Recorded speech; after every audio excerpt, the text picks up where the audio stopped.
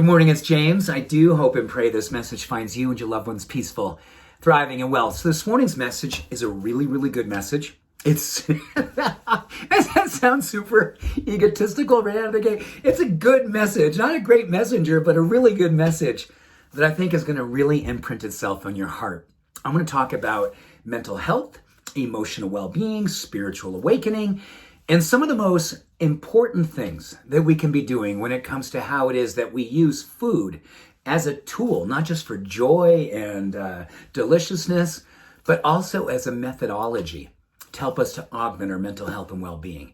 A couple weeks ago, I was in my garden. Remember that? I was talking about how the Mediterranean diet was clinically proven to help alleviate symptoms of depression and had all kinds of other secondary and tertiary benefit in relationship to mental health, generally speaking with anxiety, and on top of that, helping to reduce all kinds of systemic inflammation.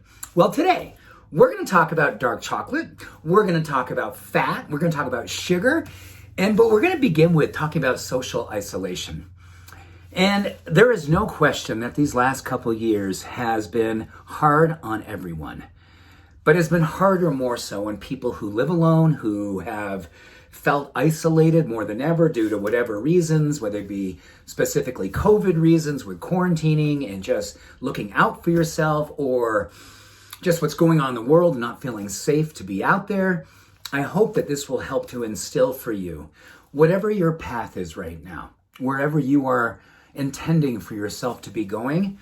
We talked about the power of primary food a couple weeks ago and how I believe carbohydrates and proteins and fats, critical, yes, but they are secondary food. The primary food is your community, people who love you, people that you love, the people that you put around your world each and every day. And if you don't have them next to you, right next to you, what we can do in terms of digital platforms like this morning and how we're connecting like this heart to heart.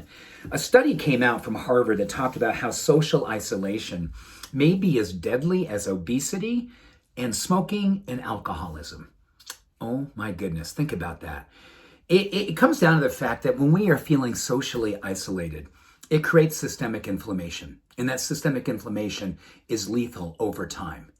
So I want to talk to you about how it is that between, yes, more plants in our diet, but a couple of things to really remember when it comes to how it is that certain things like sugar and saturated fat, particularly trans fats and bad fats that come from hydrogenated sources. So all those processed fats that come in, I'm not going to mention the companies. You know who I'm talking about, and you know which aisle in the store those are in. So what we know is that when we consume those fats in excess, it actually encourages something called a decrease in cognitive flexibility, which has a direct relationship to depression, direct relationship to anxiety, because it actually creates within us the first experience as we see something, fear comes up, negativity comes up, a sense that we don't have what it takes to navigate. And in that, we isolate that much more. So I want to really encourage us to be considering how the ROI, the return on ingestion, the foods we put into our diet have a direct relationship to how our mind and our brain and our body perform.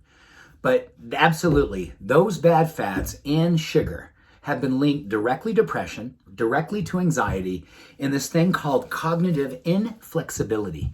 So inflexibility meaning that we don't feel like we can grow.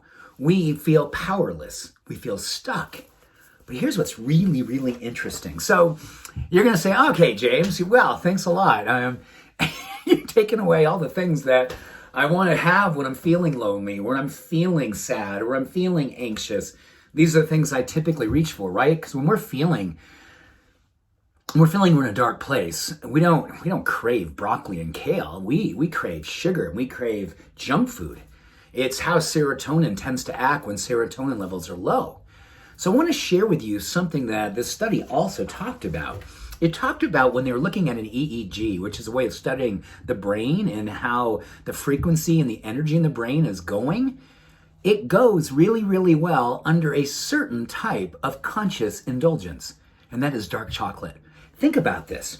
It talked about the fact that a 75% dark chocolate or greater. I'm an 88 to 92. I really love dark chocolate. And I read this study. I'm like, oh my gosh, I am all in. Two things to remember. It actually improves cognitive flexibility and improves the levels of something called anandamide.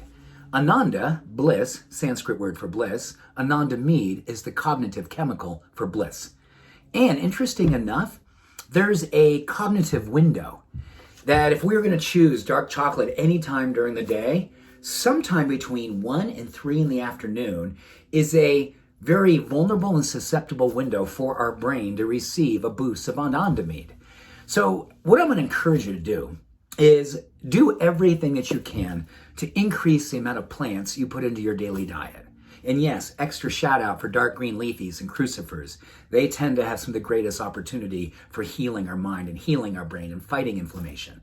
But dark chocolate, taken mindfully, maybe a serving the size of our palm, every single afternoon, and be a witness. Say, oh my gosh, here I am building my anandamide. Here I am. My EEG, if I had an EEG on my brain, it would see an increase in cognitive flexibility, which is an opportunity for me to feel stronger, more possible, more human potential coming through me, in me, and as me.